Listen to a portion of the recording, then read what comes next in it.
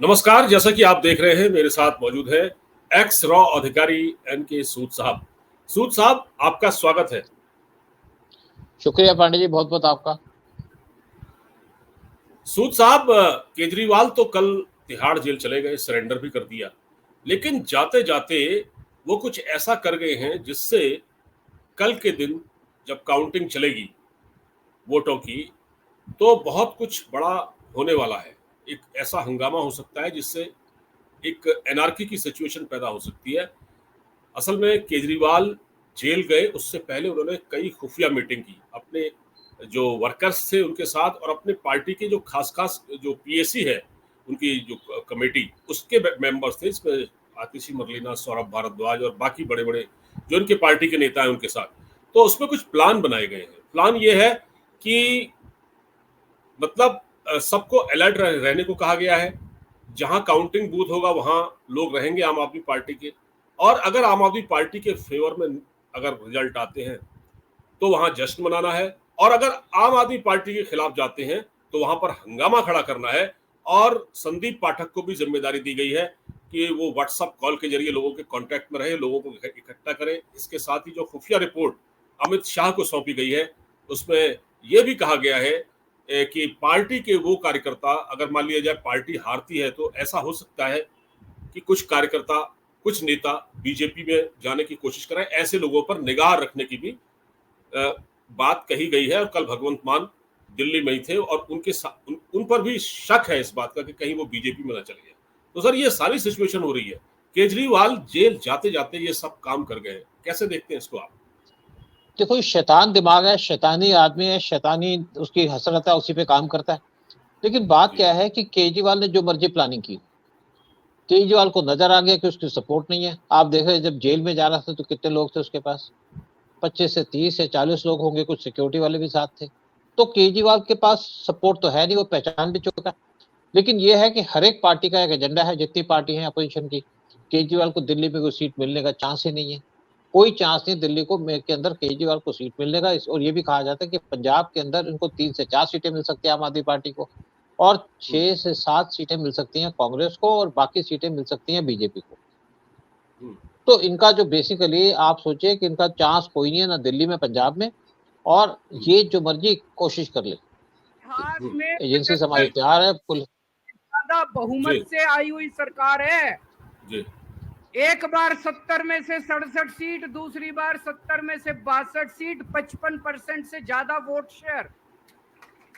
इतने भारी बहुमत वाली सरकार के मुख्यमंत्री को आपने बिना सबूत के जेल में डाल दिया। सूद साहब, ये इन्होंने कहा कल जब ये जेल जा रहे थे उससे पहले इन्होंने वो कहा तो मैंने छोटा सा चला दिया। ठीक है, आपको बड़ी अच्छी सपोर्ट मिली, सब कुछ मिला, लोगों ने आपको सपोर्ट किया। आपने क्या किया लोगों का? क्या किया आपने? कोई काम किया वहां पे? आप लोगों को धोखा देते रहे। फ्री बी पे आपको ठीक है कुछ वोटें मिल गई, कुछ आपको लोगों ने सोचा कि शरीफ आदमी है। लेकिन जेल तो सरकार ने नहीं भेजा, जेल तो इनको भेजा कोर्ट ने। सुप्रीम कोर्ट ने बेल दी नहीं दी, सुप्रीम कोर्ट ने बेल नहीं दी, हाई कोर्ट ने बेल नहीं दी, लोअर कोर्ट ने बेल नहीं दी। इसका मतलब क्या है कि करप्शन के चार्जेस इनके खिलाफ। ये तो नहीं कि आपको यहाँ पे इतनी सीटें मिल गई तो आप करप्ट करेंगे, जो मर्जी बात करेंगे। तो सरकार ने जेल नहीं भेजा, ना लोगों ने जेल भेजा। इनको जो जेल भेजा वो भेजा है यहाँ की अदालत ने, लोअर कोर्ट ने भेजा, सेशन कोर्ट ने भेजा, हाई कोर्ट ने भेजा, सुप्रीम कोर्ट ने भेजा, सबने इसको पे स्टैंप लगा दी। तो ये अपने आप को सोचते हैं कि इन्होंने सीटें जीत ली और तो जो मर्जी करें। ये कोई यहाँ पे राजनीति नहीं चलती। यहाँ पे आपको लॉ एंड ऑर्डर रखना पड़ता है। आपको अगर इंपॉर्टेंट सीट मिली है तो आप उसकी सीट का पूरा इज्जत करो, लूट मार शुरू नहीं करो। इन्होंने लूट मार शुरू कर दी थी, शराब बेचनी शुरू कर दी थी। लोग जो शराबी है उनको पैसे देने शुरू कर दिए थे। किसके पैसे? स्टेट गवर्नमेंट के।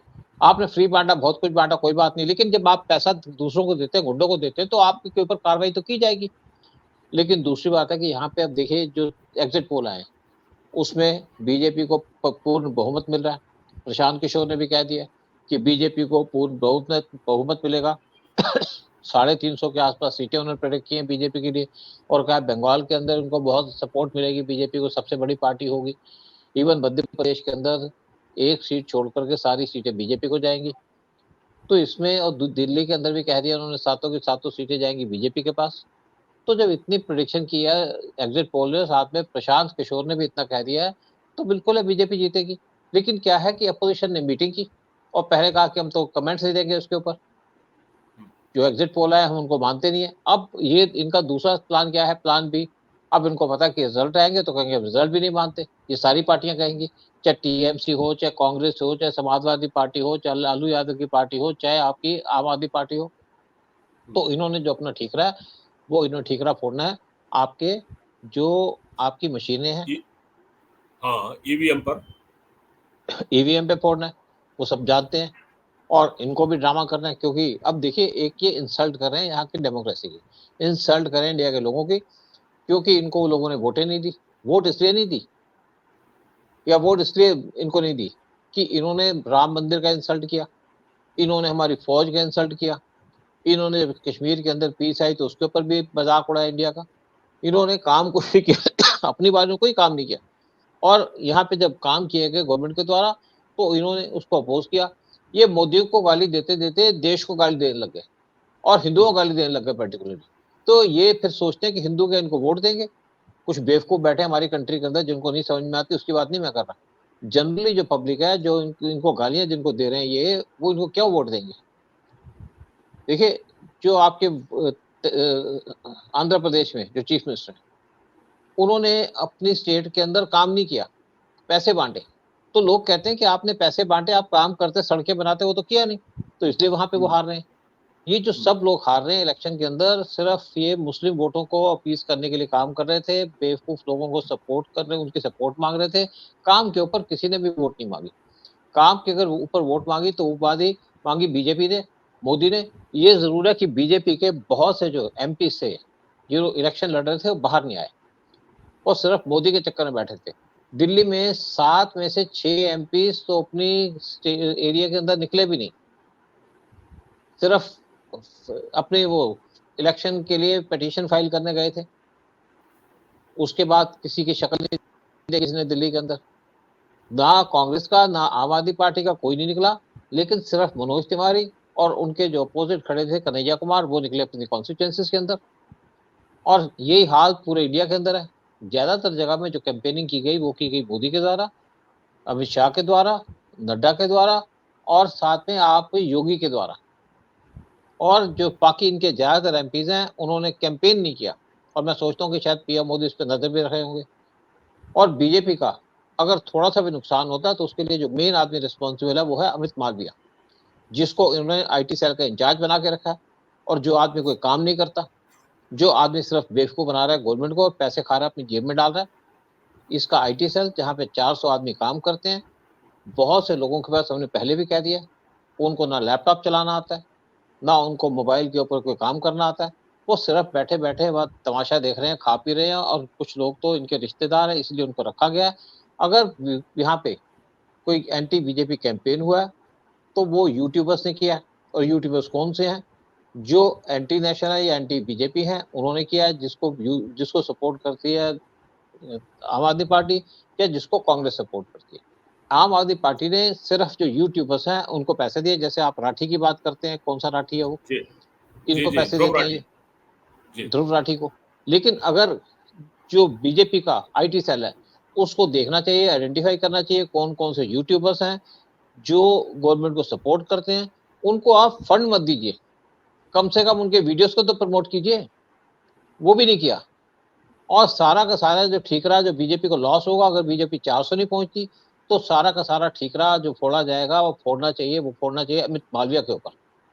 एक ये आदमी है जो अनट्रेंड आदमी है और अनप्रोफेशनल आदमी है, जिसने इनका आईटी सेल को बर्बाद करके रख दिया। क्योंकि बीजेपी ने बड़े कैंपेन के साथ, बड़े उम्मीद के साथ आईटी सेल को क्रिएट किया था, लेकिन अमित मालविया ने उस आईटी सेल को कभी भी पनपने नहीं दिया या उसको उभरने नहीं दिया। ये अकेला आदमी रिस्पॉन्सिबल है सारे जो बीजेपी का जो कैंपेन चलना था उसको नलीफाई करने के ऊपर। सर अमित मालवीय को लेकर तो बहुत सारी शिकायतें हैं। अमित मालवीय को लेकर तो ये मैं नहीं कह रहा हूँ, ये बीजेपी के अंदर ही बहुत सारे लोग हैं जो अमित मालवीय की एरोगेंसी को पसंद नहीं करते। नहीं, आप देखिए एरोगेंसी हो जो मर्जी हो, पांडे जी एरोगेंसी की बात नहीं है। आप देखिए आप क्या काम करने आए। आपने आईटी सेल क्यों खोला है?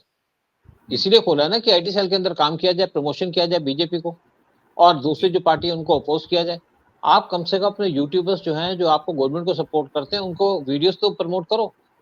ना उनको बिल्कुल पैसे दो ना कुछ बिल्कुल करो, आप उनकी एक मीटिंग तो करा सकते हो। जो इम्पोर्टेंट लोग हैं जो आपके पास आना चाहते हैं या उनसे बात करना चाहते हैं, लेकिन आप सिलेक्टेड लोगों को सपोर्ट करते हैं। और आम आदमी पार्टी के अंदर जो सबसे ज्यादा अच्छा कैंपेन किया कुछ यूट्यूबर्स, वो उनके लिए हाँ काम कर रहे हैं, उनके प्रोपेगेंडा पे काम कर रहे हैं। और इससे आम आदमी पार्टी को थोड़ा सा फायदा तो है ही, क्योंकि आम आदमी पार्टी जो मेन उसका कैंपेन है वो है मीडिया।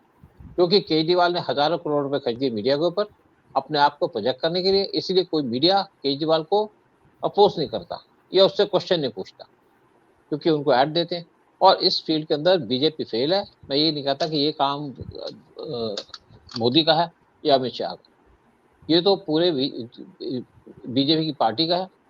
जो उनका मिनिस्टर काम नहीं करता है या उनका आईटी सेल का काम लीडर जो काम नहीं करता, उसके ऊपर तो खास ख्याल रखना चाहिए उनको। लेकिन फिर भी ये उम्मीद लगाई जा रही है कि बीजेपी अच्छी मेजोरिटी से जीतेगी और जो अपोजिशन की पार्टियां हैं वो शोर मचाएंगी और इसका ठीकरा, अपनी हार का ठीकरा वो फोड़ेगी ईवीएम के ऊपर। इसके अंदर 150 एनजीओ इंडियन और फॉरेन वो भी काम कर रही हैं, उनके लोग भी यहाँ पे आए हुए हैं और ये पूरा का पूरा शोर मचाने की तैयारी कर ली है इन्होंने, पहले भी सोशल मीडिया के ऊपर भी, साथ में ये जो आपका व्हाट्सएप अगर ग्रुप है उसके अंदर भी काम करने लगे हुए हैं। तो एक हाँ कुछ लोग कहते हैं कि एक इन्होंने टूल किट बना के रखी है इस चीज को चैलेंज करने के लिए और इसी के भरोसे बैठे हैं, क्योंकि उन्होंने काम नहीं किया। काम के भरोसे अगर आते वोट मांगते तो शायद उनको वोट मिलती, लेकिन काम ना किया, ना उस पर वोट मांगी, और मांगते भी कैसे।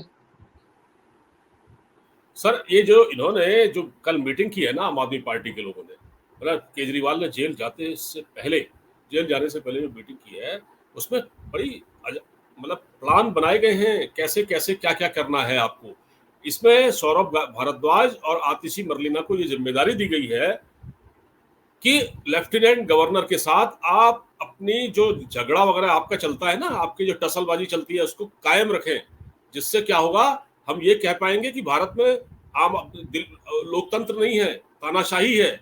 इस तरह की बातों को हम ज्यादा प्रोपोगेट कर पाएंगे, ये इनका प्लान बना है। और दूसरा देखिए सर एक चीज हाँ, और, ये वही जैसे ट्रंप आए थे ना 2020 में, तो ट्रंप के आने पर दिल्ली में दंगे फसाद हुए थे, उस वक्त भी चुनाव का ही टाइम था, वही स्थिति क्रिएट कर सकते हैं सर ये। बिल्कुल। देखिए अभी सिचुएशन अलग है, शायद उस टाइम पे सेंटर तैयार नहीं होगा, ये रीजन हो सकता है, लेकिन इस टाइम पे सेंटर तैयार है। सेंटर को पता है गड़बड़ करेंगे, एजेंसीज हमारी तैयार है, और मुझे नहीं लगता कि उस टाइप की गड़बड़ कर पाएंगे। कोशिश इनकी पूरी है कि यहाँ पे सिचुएशन को खराब किया जाए, लेकिन मैं नहीं सोचता कि कुछ कर पाएंगे। थोड़ी बहुत हलचल मचेगी, थोड़ा बहुत शोर मचाएंगे, लेकिन लोग आम आदमी पार्टी के साथ नहीं है, लोग कांग्रेस के साथ नहीं है, और आम आदमी पार्टी और कांग्रेस की आपस में बनती नहीं है, लेकिन फिर भी शोर तो मचाएंगे। चोर मचाए शोर, वही बात है। और वो जो आपको पता ही है कि दिल्ली में जो दंगे हुए थे, वो उसमें आम आदमी पार्टी का था वो नेता जो जेल में बंद है, उसका नाम था इमरान हुसैन, क्या नाम था उसका, इमरान ताहिर वो था। और एक आपके आईबी के कांस्टेबल की हत्या कर दी गई थी, उसमें उसको मार दिया गया था। तो ये सब काम, ये दंगा तो आम आदमी पार्टी ने कराया था उस समय। जी जी, नहीं देखिए दंगा तो कराया था उस टाइम। देखिए उस टाइम पे केजरीवाल नया नया इलेक्शन जीत के आए थे और बड़े अप मूड में थे, अपबीट थे उस टाइम पे, लेकिन अब आम आदमी पार्टी के लोग भी अपबीट नहीं है। केजरीवाल अब इस टाइप का दंगा नहीं करा सकते दिल्ली के अंदर, क्योंकि एक तो आप देखिए यूपी के अंदर जो आपके योगी की सरकार है वो भी एक्टिव है कि यूपी से कहीं यहाँ पे लोग ना आ जाएं, और दूसरी बात है कि यहाँ पे इस टाइम पे एजेंसी तैयार है, हमारी पुलिस तैयार है, और साथ में केजरीवाल जेल के अंदर है, और केजरीवाल के जो लोग हैं वो डिमोरलाइज है, बुरी तरह से डिमोरलाइज है। और मुझे नहीं लगता, क्योंकि उस टाइम पे इलेक्शन जीत के आए थे, अब इलेक्शन हारने के बाद तो इतनी एनर्जी नहीं होगी इनके अंदर, तो कोशिश तो करेंगे कुछ दंगा फसाद करने की, लेकिन कर कुछ नहीं पाएंगे। एक लास्ट सवाल है सर, आखिरी सवाल, कि कल स्वाति मालीवाल ने कहा कि जो ध्रुव राठी है जो जर्मनी में रहता है, उसके वो आम आदमी पार्टी का वॉलंटियर हुआ करता था, ये उसने कहा है। और उसने कहा है कि केजरीवाल से उसके डायरेक्ट कनेक्शन है, और यहाँ तक खबरें हैं कि ये लोग उसको फंडिंग भी करते थे।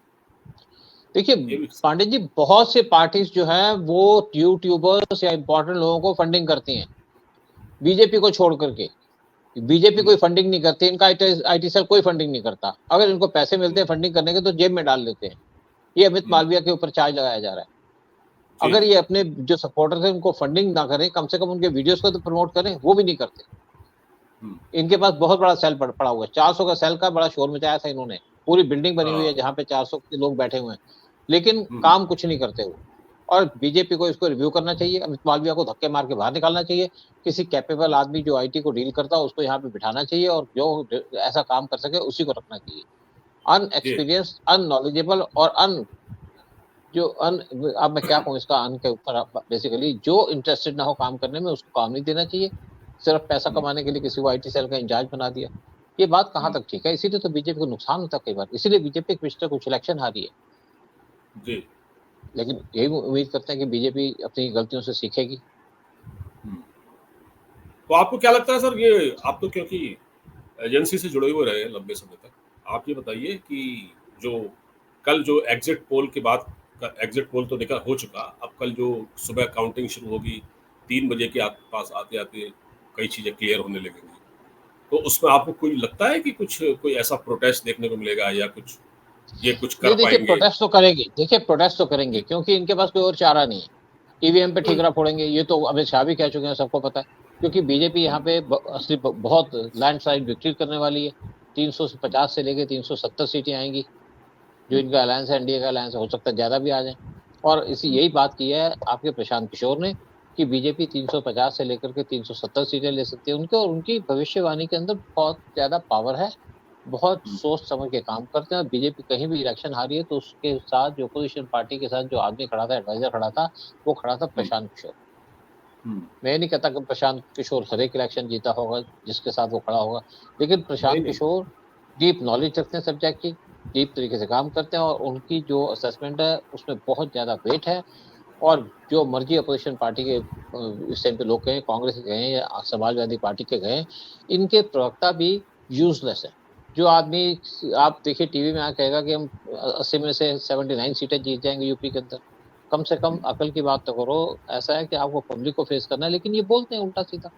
और अगर ये ढंग की बात करें कि ठीक है हो सकता है हम हार जाएं या हम वहां पे 20 सीटें ले जाएं, 30 सीटें ले जाएं, तो बात दूसरी है।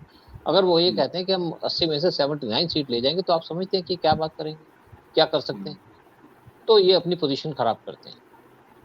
और आप देखिए कल एग्जिट रिजल्ट आ रहे हैं, और हम उम्मीद यही करते हैं कि बीजेपी अच्छी मेजोरिटी से जीते, पीएम मोदी आए और पीएम मोदी अपना 100 दिन का एजेंडा साथ रखें, पब्लिक के सामने रखें, और क्या करना चाहेंगे, जो कहते हैं वो करते हैं और करेंगे क्या, क्योंकि देश बिल्कुल बड़ी ठीक है सर, उम्मीद से बैठा है।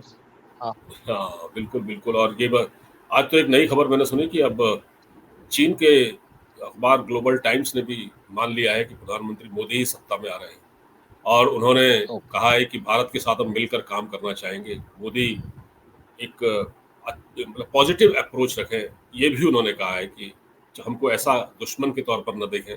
चीन ने ये बात कही है। तो अब तो खैर बहुत सारे जो सेफोलॉजिस्ट हैं, योगेंद्र यादव जो आम आदमी पार्टी से जुड़े हैं, उन्होंने भी कह दिया कि अब तो बीजेपी आ रही है। बहुत सारी चीजें वो नहीं तो कह रहा था कि नहीं, तो देखिए कुछ दिन पहले उसकी स्टेटमेंट थी कि बीजेपी सिर्फ 230 सीटें जीतेगी, उससे भी कम जीतेगी, और बीजेपी पावर में नहीं आएगी। जी अब पलट गए। ये एक्चुअली अपॉर्चुनिस्ट आदमी है, मतलबी आदमी है। इनको अगर ढंग की असेसमेंट करें तो इनकी वैल्यू बढ़ती है। अगर आप अनवेरीफाइड रिपोर्ट सामने लाते हैं कि ऐसे कमेंट्स देते हैं कि वो हार रहा है, फलाना जीत रहा है, अगर आप बेसिस से कोई बात करें, जैसे एक मैं सुन रहा था टीवी के ऊपर, एक आदमी कह रहा था दिल्ली के 5 में से 10 में से 7 में से 5 सीटें बीजेपी जीतेगी, 2 जीतेगी अपोजिशन पार्टी। तो उसने पूछा कि कौन कौन सी सीट आप कहते हैं कि अपोजिशन जीतेगी, वो बात को टाल जाए, तो आप तो स्पेसिफिक बात करिए, तो आदमी की वैल्यू होती है। अगर जोगिंदर यादव कुछ बात करते ढंग की, कहते कि फलानी सीट जीत रही है और यहाँ पे बीजेपी इतनी सीटें जीतेगी या वो जीतेगी, तो इनकी रिलायबिलिटी बनती है, इनकी क्रेडिबिलिटी बनती है, और इसलिए इनकी क्रेडिबिलिटी गायब। इसीलिए राहुल गांधी या इवन आपके समाजवादी के लीडर अखिलेश यादव की क्रेडिबिलिटी नहीं। बिल्कुल ठीक कहा आपने। देखते हैं सर, चलिए अब कल देखना पड़ेगा, कल सब कुछ शांतिपूर्ण तरीके से निपटे, और हम तो यही चाहते हैं कि पीएम मोदी एक बार फिर से सत्ता में आए, और उनका प्लान भी तैयार है 100 दिनों का। आगे देखना पड़ेगा क्या होता है। नमस्कार सर जी। जय हिंद। नमस्कार, जय हिंद, जय भारत।